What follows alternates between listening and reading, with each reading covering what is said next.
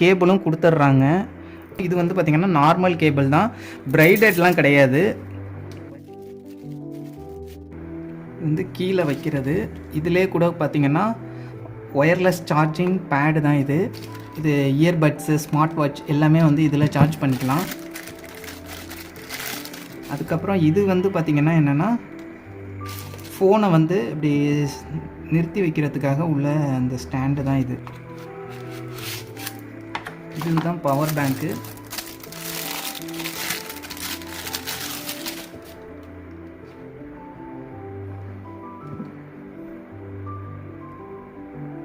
மாட்டிட்டு அதுக்கப்புறம் வந்து இதில் இப்படி நிறுத்தி வைக்கிறதுக்காக உள்ளது. அதுக்கப்புறம் பார்த்திங்கன்னா இது மேலே நீங்கள் ஃபோன் வச்சிங்கன்னா சார்ஜ் ஆகும்.